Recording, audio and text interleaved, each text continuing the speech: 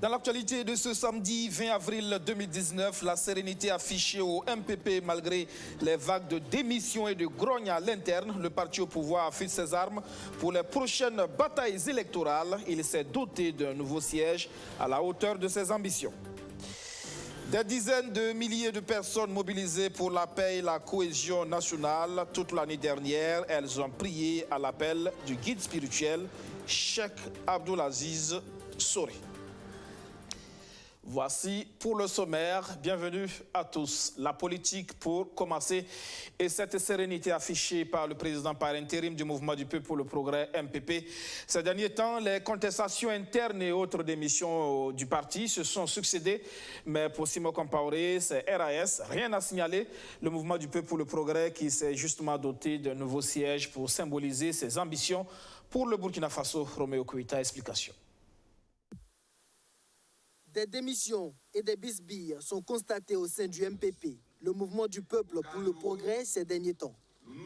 L'incident à Waïguya entre militants du parti et Simon Compaoré et la sortie de Émile Paré, un des membres du bureau exécutif qui fustige la gestion du parti.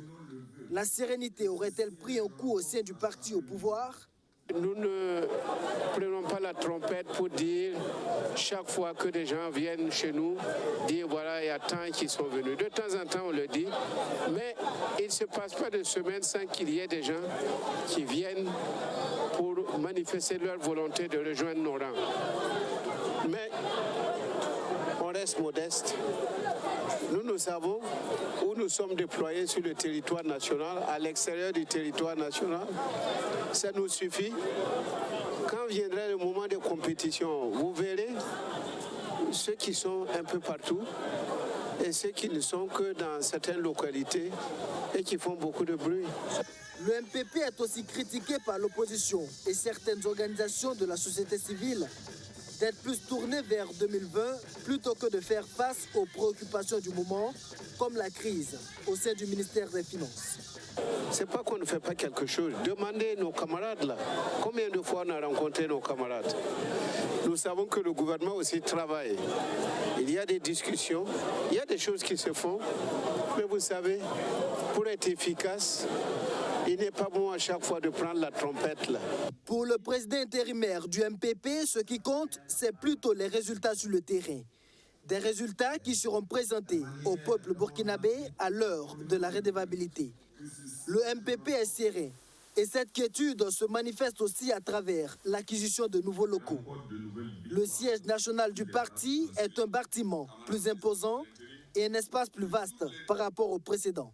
Ce qui traduit les ambitions du parti au pouvoir, selon Simon Compaoré qui a procédé à son inauguration. On résout non seulement le problème d'espace, donc en bureau, mais aussi le problème de parking. Nous avions un véritable problème de parking à Ouidi. Ici, vous voyez que nous avons suffisamment de possibilités pour parquer les vélos, les 4 roues, 2 roues. Et c'est vraiment un coin convivial et nous venons de confectionner un hangar qui peut prendre 500 personnes pour les grandes réunions. Bon, c'est tout bénef. Au nombre de ces compartiments, une salle de réunion qui porte le nom de Feu Salifou Diallo, un des fondateurs du parti, et une dizaine de bureaux situés pour la plupart à l'étage.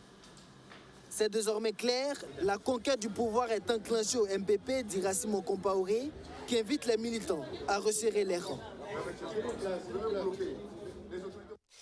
Pour la paix au Burkina Faso, le stade du 4 août a refusé du monde la nuit dernière. À l'appel du Cheikh Abdoulaziz à Guibsoré, ils étaient quelques 40 000 personnes venues de plusieurs pays de la sous-région à participer au grand prêche. Parmi eux, des hommes politiques, occasion pour le guide spirituel d'appeler les Burkinabés à la réconciliation et à l'unité. Alexis Belemnaba, Arsène Konditamde. Remplir le stade du 4 août de Ouagadougou relève d'une simple formalité pour le Cheikh Abdoulaziz Agib Souri. Pour la deuxième année consécutive, l'infrastructure sportive refuse du monde. Plusieurs dizaines de milliers de personnes sont venues écouter le guide spirituel. Il y a ici des anonymes en quête de santé et de richesse, venus prendre des bénédictions. Mais il y a aussi des figures très bien connues de la scène politique nationale, comme Edi Komboigo, président du Congrès pour la démocratie et le progrès CDP. Le message de paix prôné par Cheikh Souré l'intéresse.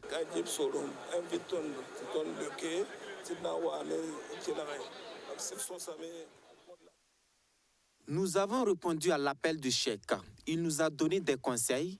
Vous le savez, c'est un homme de Dieu. Les hommes de Dieu nous appellent au pardon et à la réconciliation dans nos relations. Il nous montre que les hommes doivent s'unir pour la paix et nous sommes très contents.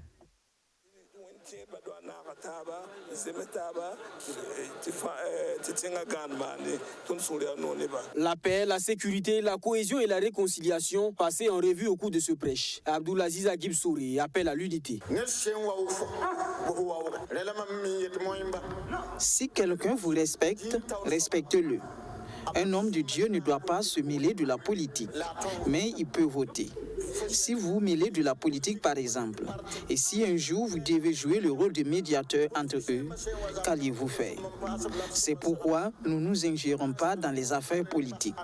Nous sommes avec tout le monde. Mali, Côte d'Ivoire, Togo et bien d'autres pays de la sous-région étaient à ce rendez-vous de prière et de bénédiction.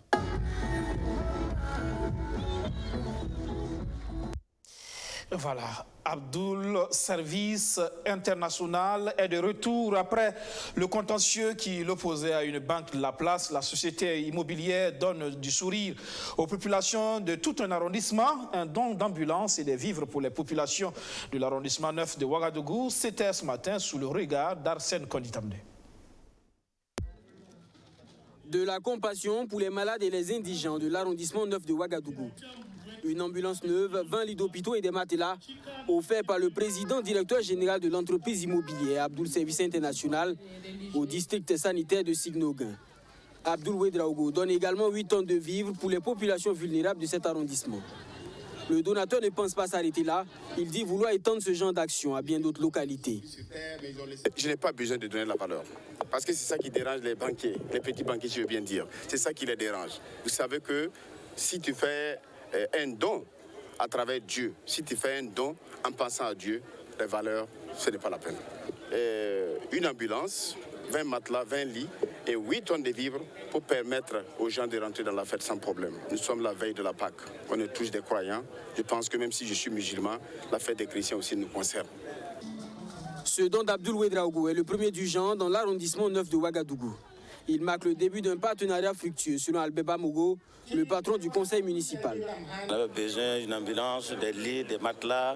Je pense qu'au niveau du conseil municipal, on avait évalué les besoins du MCD. Et donc, ce matériel à point nommé, et je profite de le remercier parce que ça veut augmenter le plateau technique de la santé de l'arrondissement. Donc, vous savez bien que c'est un CSPS périphérique. Donc, des fois, même pour évacuer les malades, c'est à travers les tricycles, des fois même des vélos. Hein. Donc, vous voyez qu'avec une ambulance, maintenant, ça sera en tout cas chose aisée. Le district sanitaire de Signoguin compte 21 formations sanitaires, dont le CSPS de Kamsonguin, où se tient ce don. L'ambulance vient soulager les malades et enlève une épine aux pieds des responsables du district sanitaire. C'est un sentiment de joie au nom de l'ensemble des populations de Signoguin que je couvre, que nous recevons en tout cas ces joyaux qui sont en termes de lits et également en termes d'ambulance au profit des populations. Donc c'est vraiment un sentiment d'immense joie qui nous anime aujourd'hui. Le district sanitaire de Signoguin est en proie à de nombreuses difficultés. Outre le manque de matériel de laboratoire, certains CSPS comme celui des Pazani sont dépourvus de clôture. Les autorités sanitaires plaident pour que des solutions soient trouvées. Le PDG d'Abdoul Service International qui a saisi l'occasion pour lancer des pics à ceux qui critiquent sa démarche en termes de responsabilité sociétale. Écoutez. Tous ceux qui sont en train de parler comme ça, nous, on ne considère pas ces genres de versions. Et en tant qu'un homme d'affaires, c'est comme ça. Tu ne peux pas éviter les critiques. Moi, c'est que je voulais quand même tirer l'attention de tous les journalistes qui sont ici. Moi, Abdoul Ouedraogo, aujourd'hui, je ne dois pas aucune banque au Burkina Faso ici. Je continuerai toujours de faire mes gestes. Si je dois à une banque, la personne peut vraiment se présenter. Moi, aujourd'hui, je remercie le bon Dieu d'avoir me donné cette foi d'aider ma population, d'aider l'opinion publique. Bon, Abdoul Service ne se reproche pas de quelque chose. Vous savez que c'est des petits banquiers, des petits esprits qui disent ça. Un donateur, c'est que tout un pays a besoin d'un donateur. Nous sommes des travailleurs et c'est ce que Dieu nous donne qu'on enlève un peu pour donner. Nous allons continuer ces œuvres-là parce que c'est des œuvres de Dieu. C'est des œuvres de Dieu, on fait ça au nom de Dieu, on ne fait pas ça au nom de quelqu'un. Et je demande, tous ceux qui voient ça et ça les dérange, je leur demande de faire la même chose. Si Abdoul Service est venu à l'arrondissement 9 pour faire ces actes de don, tu peux aller à l'arrondissement 10 pour faire la même chose. Voilà. Pour l'émergence de nouveaux entrepreneurs prospères, la chaîne au cœur de nos défis BF1 apporte sa contribution. Une nouvelle émission de télé-réalité dénommée Pépites d'entreprise qui met en lumière de jeunes porteurs de projets. Les participants vont rivaliser le talent depuis l'idée du projet jusqu'à sa mise en œuvre. Et à l'issue, les meilleurs vont bénéficier de prix allant de 3 à 6 millions de francs CFA. Rémi Lambert-Nébier pour la présentation. Ils auraient pu opter pour la méthode incubateur d'entreprise ou tenter tout simplement leur chance dans d'autres types de structures d'accompagnement de création d'entreprise. Mais ces jeunes porteurs de projets ont choisi de miser sur la nouvelle opportunité que leur offre la télévision BF1. Pépites d'entreprise, c'est la nouvelle émission de télé-réalité de la chaîne au cœur de nos défis. Et c'est par le truchement de l'écran que ces jeunes espèrent faire éclore leur projet secrètement nourri. La finalité de cette émission, c'est de véritablement promouvoir l'esprit d'entrepreneuriat auprès de la jeunesse. Nous avons accueilli à cette émission des jeunes qui avaient des idées, des projets d'entreprise.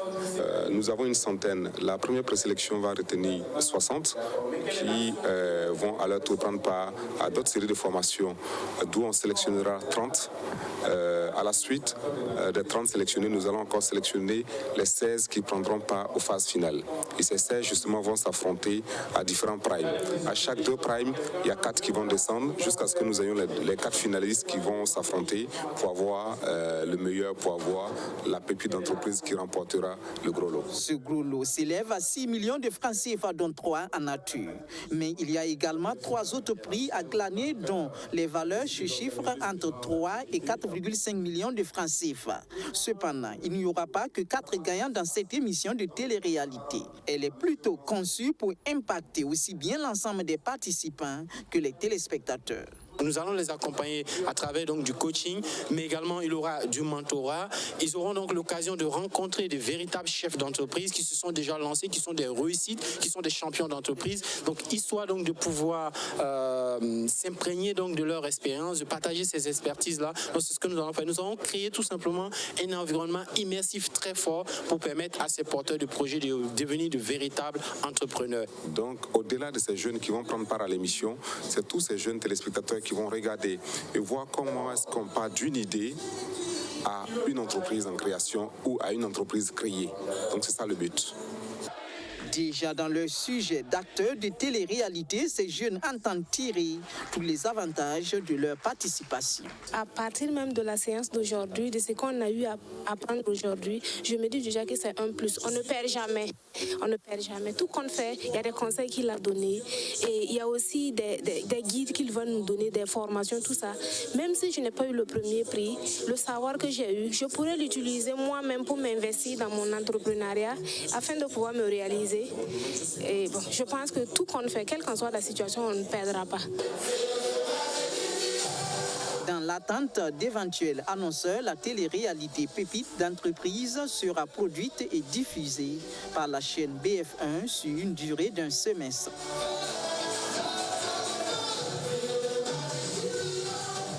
Chance donc aux candidats. La Commission nationale pour la francophonie, elle, veut rehausser le niveau de langue des élèves au Burkina Faso. Elle a organisé un concours de promotion de la langue française et des langues nationales. Les élèves qui se sont distingués ont été primés. Kevin Zaba, Arsène Konditamde. Voici les lauréats de la 20e édition du concours promotion de la langue française et des langues nationales. Parmi eux figurent les détenteurs des meilleures moyennes, à savoir 19,50 et 18,25. Il s'agit respectivement de Sourabié Didier, élève en classe de 6e au collège Saint-Jean-Baptiste de la Salle, et de Tamalgo Anne Daniel, élève en classe de 4e au Prytanée militaire du Kadiogo. 26 autres élèves viennent compléter la liste pour cette 20e édition. Un des objectifs de ce concours est de rehausser le niveau des élèves en langue. dans notre pays, nous n'avons pas supprimé la dictée, ce qui fait que vraiment nos élèves sont assez bons dans ces domaines, comparativement à certains pays où l'épreuve de dictée a été supprimée. Quand on prend le Bénin ou le Togo, et dans certains de ces pays, l'épreuve de dictée a été supprimée. Et d'ailleurs, le concours a été initié au Bénin pour combler un peu ce déficit-là. Outre le désir de combler ce déficit, l'Organisation internationale de la francophonie entend également, à travers cette compétition, cultiver l'amour des langues chez les plus jeunes. Maintenant, avec les smartphones, avec les WhatsApp, avec le Facebook, les élèves ne lisent plus beaucoup. Et il y a des pays même où on ne fait même plus la dictée. Et si vous remarquez, il y a une grande faiblesse aujourd'hui au niveau de l'écriture. Et donc l'objectif de ce concours, c'est de cultiver chez les enfants le goût de la lecture, le goût de l'écriture, le goût de l'orthographe, le goût de la langue française. Mais à côté, on n'a pas oublié les langues nationales, parce que le français, c'est une langue d'emprunt pour nous autres pays. Et le moré, le dula, le fulfulde, le goudman schéma, on fait partie de l'exercice dans ce concours-là. Mais au finish, c'est les lauréats en langue nationale, en langue française qui ont été récompensés. Pour cette édition, l'objectif des initiateurs semble atteint. Les compétiteurs, lauréats ou non, ressortent enrichis de cette expérience. Je suis très content d'avoir fait partie des lauréats de la phase internationale du concours POLAF. Et j'incite aussi les autres élèves à exceller dans la littérature, dans ce genre de trucs. Je suis vraiment heureuse cette année d'avoir pu participer à l'édition de POLAF en 2019. Je suis passée à la phase nationale, j'ai été première, j'ai pu faire la phase internationale. Malheureusement, je n'ai pas pu avoir le premier prix, c'est celui que je visais. Mais je suis quand même heureuse, ça a été une expérience pour moi. J'ai pu rentrer en relation avec des élèves d'autres nationalités, de la même classe que moi, de la même promotion que moi et d'autres promotions. Et ça m'a permis de lier de nouvelles amitiés. Et c'était vraiment une belle expérience. Les épreuves qui ont permis de départager les candidats sont la dictée à faute, le jeu des lettres et les mathématiques. Des prix d'encouragement ont par ailleurs été décernés aux autres compétiteurs qui n'ont pas démérité. En France, nouveau samedi de manifestation des Gilets jaunes, il y a eu de la violence, des casses, des forces de l'ordre blessées, des centaines d'interpellations. Ultra-gauche, Black Blocs, sans surprise, des groupes minoritaires sont une fois encore venus allumer la mèche dans les rangs des Gilets jaunes à Paris. Des véhicules ont été incendiés et des échauffourées ont éclaté avec les forces de l'ordre. Pour cet acte 23, aussi désigné comme l'ultimatum 2 à Emmanuel Macron, plus de 60 000 policiers et gendarmes ont été mobilisés dans tout le pays. Dans la capitale, ils ont eu recours aux grenades de désencerclement et au gaz lacrymogène et ont procédé à plus d'une centaine d'interpellations. Parti de Bercy en direction de la place de la République, le défilé avait débuté dans le calme, jalonné d'allusions aux centaines de millions d'euros promis pour reconstruire Notre-Dame. Contraint par l'incendie de retarder ses annonces, Emmanuel Macron rendra public jeudi ses réponses au grand débat, la plupart ont fuité, comme les baisses d'impôts pour les classes moyennes et la réindexation des petites retraites. D'autres rassemblements ont eu lieu dans les grandes villes où les points de ralliement les plus centraux étaient généralement interdits aux manifestants. Et pour boucler ce journal, 3 scènes, 9 soirées de concerts animées par une trentaine de groupes artistiques nationaux et internationaux. La 27e édition du Festival international Jazz à Ouaga s'annonce époustouflante. À environ une semaine de l'événement, le comité d'organisation fait le point des préparatifs. Alexis Belemnaba, Sandrine Zougouri. Qualité, originalité, innovation. 3 mots qui définissent la 27e édition du Festival international Jazz à Ouaga. Un festival de découverte, le sens de la diversité musicale et culturelle est bien là. Le festival de jazz, c'est 3 scènes, 9 soirées de concerts avec plus d'une trentaine de groupes artistiques nationaux et internationaux. Cette année, à l'ouverture, on aura une chorégraphie d'ouverture du Festival Jazz à Ouaga. Donc le vendredi 26 avril, au Sénaza, avant le concert, on va avoir des artistes chorégraphes professionnels de haut niveau qui vont sous la houlette de Irenta Sambedo danser en jazz. Autre innovation, c'est résistance pour rester dans la thématique du festival. Donc on a choisi des musiciens du Sahel, donc Abdou Moumouni, le leader de Mama Kassai, qui est un des meilleurs flûtistes de sa génération. On a aussi mis en valeur nos artistes burkinabés. Sur 15 artistes programmés, on a 7 artistes burkinabés. Et quand vous regardez, c'est du haut niveau. En 27 ans d'existence, le Festival international Jazz Awaga a fait des artistes de renommée internationale. Souviendrez-vous aussi que Bila Kakora a fait ses armes dans Jazz Awaga. Je peux en citer Alif Naba. Voilà. Donc, il n'y a pas un artiste majeur du Burkina qui n'est pas passé à Jazz Awaga. En tout cas, les artistes qui font des tournées, je vais parler d'Alif. Même Flo, souvenez-vous que son premier concert, c'était à Jazz Awaga. Yelen, premier concert Yelen live, c'était Jazz Awaga. Donc n'oubliez pas, on fait le jazz, mais on ouvre aussi des portes à d'autres artistes. Donc voilà un peu le travail que nous faisons depuis 27 ans. Mais surtout, on donne du baume et le moral aux gens de Ouagadougou. Et ça, c'est très important. Cette édition du Festival Jazz Awaga se tiendra du 26 avril au 4 mai. Jazz et musique, facteur de vivre ensemble est le thème retenu pour cette édition. Et c'est la fin de cette session d'information. Merci de l'avoir suivi. Restez avec nous tout à l'heure, 20h15. Eric Soudré sera là pour le JT en langue nationale morée. Excellente soirée sur notre chaîne. Rendez-vous demain, 19h30 pour le 7 Info. Bonsoir.